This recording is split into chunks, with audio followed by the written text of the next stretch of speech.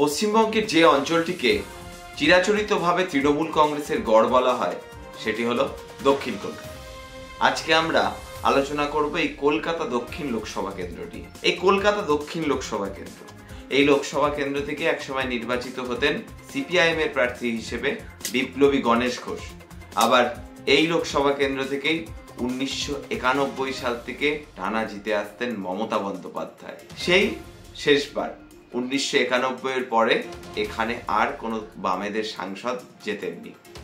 1991 থেকে একেবারে মুখ্যমন্ত্রী হওয়ার দিন পর্যন্ত 2011 এই দিন পর্যন্ত এখানকার সাংসদ ছিলেন মমতা বন্দ্যোপাধ্যায়, তারপর সুব্রত বক্সী, আর তারপর 2019 সাল থেকে এই কেন্দ্রের সাংসদ মালা রায়। এই কেন্দ্র, এই দক্ষিণ কলকাতা বা কলকাতা দক্ষিণ যাই বলা হোক না কেন, এই কলকাতা দক্ষিণ লোকসভা কেন্দ্রের অন্তর্গত যে 7টা বিধানসভা কেন্দ্র সেগুলি হলো ভবানীপুর, রাসবিহারী, কলকাতা বন্দর, বালিগঞ্জ, কসবা, বেহালা পূর্ব, বেহালা পশ্চিম।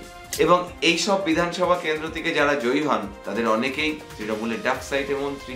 খোদ মমতা বন্দ্যোপাধ্যায় তিনি এই কেন্দ্রের বাসিন্দা, তার বিধানসভা কেন্দ্র ভবানীপুর এই লোকসভার মধ্যে পড়ে। কলকাতা বন্দরের বিধায়ক ববি হাকিম রাজ্যের মন্ত্রী, কলকাতার মেয়র। বালিগঞ্জের বিধায়ক বাবুল সুপ্রিয় তিনিও মন্ত্রী। ফলে বোঝাই যাচ্ছে এটা তৃণমূলের একেবারে গড়।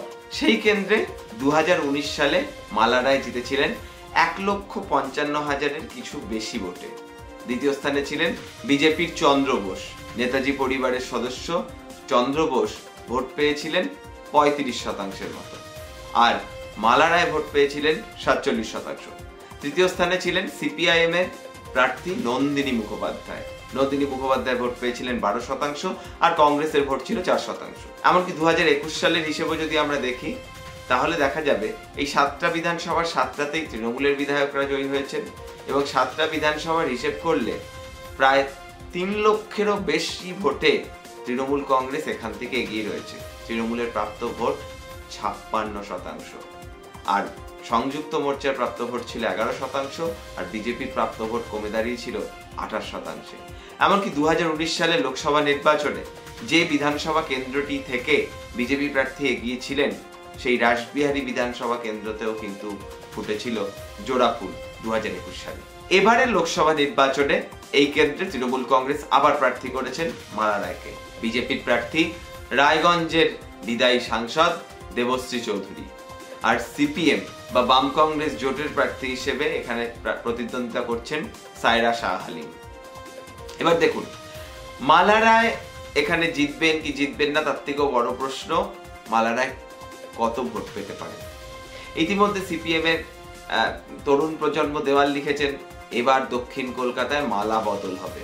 সত্যি কি তাই? কারণ তৃণমূল তো এখানে আড়ে ভাড়ে অনেকটাই এগিয়ে। তাহলে কোথায় তৃণমূলের জন্য আশঙ্কার একটা মেঘ রয়েছে হালকা হলেও? সেটা হলো এই যে 2021 আর 2024 মাঝে একটা উপনির্বাচন ঘটেছে, সেটা বালিগঞ্জ বিধানসভার উপনির্বাচন।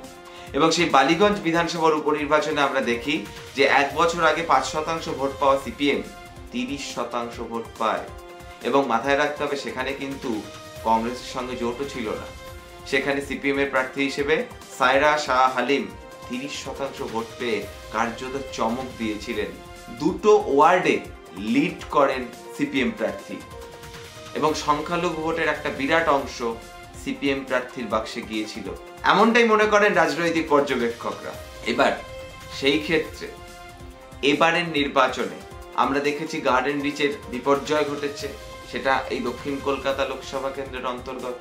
আবার বেহালা পশ্চিম যে কেন্দ্রটি এই লোকসভার মধ্যে রয়েছে সেখানকার বিধায়ক পার্থ চট্টোপাধ্যায় জেলে।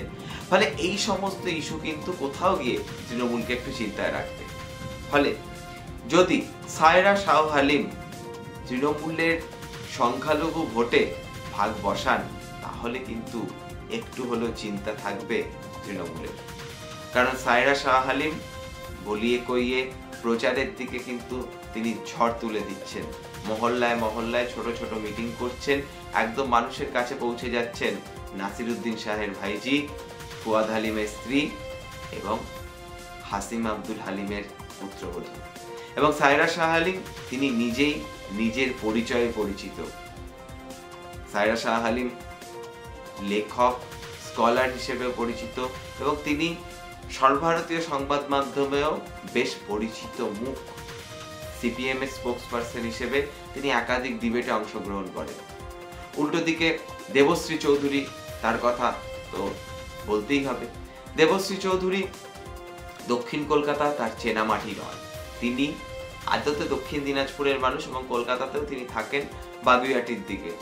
তাকে কার্যত এরকম কঠিন একটা কেন্দ্রে প্রতিদ্বন্দ্বিতায় দল কেন ফেলে দিল, এখানে বিজেপির কোনো গোষ্ঠী রাজনীতি কাজ করছে কিনা সেটা নিয়ে কিন্তু একটা প্রশ্ন থেকেই যাচ্ছে। ফলে লড়াই এখানে ত্রিমুখী।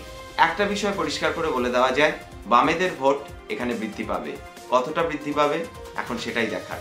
বাম কংগ্রেসের ভোট এক জায়গায় আনলে 12 আর 4 16, কিন্তু এখানে আবার কংগ্রেসের একটা অংশ প্রথমে সায়রা শাহ হালিমের হয়ে প্রচারে নামছিলেন না, তারা শেষ মুহূর্তে বাম প্রার্থীকে কি আদৌ ভোট দেবেন সেটাই দেখার।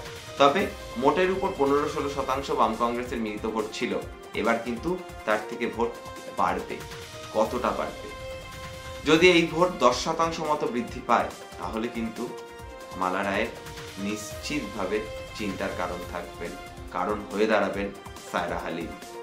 উল্টো দিকে বিজেপি কি তার 35% ভোট ধরে রাখতে পারবে সেটাও প্রশ্ন, কারণ এর মধ্যে অনেক ভোটারই রয়েছেন যারা মনে প্রাণে সিপিএম কিন্তু তৃণমূলকে হারাবার জন্য বিজেপিকে ভোট দিয়েছিলেন। শেষ পর্যন্ত এই ভোটের একটা অংশ যদি সায়রার দিকে যায় তাহলে এই নির্বাচন কিন্তু জমে যাবে এই কেন্দ্রে।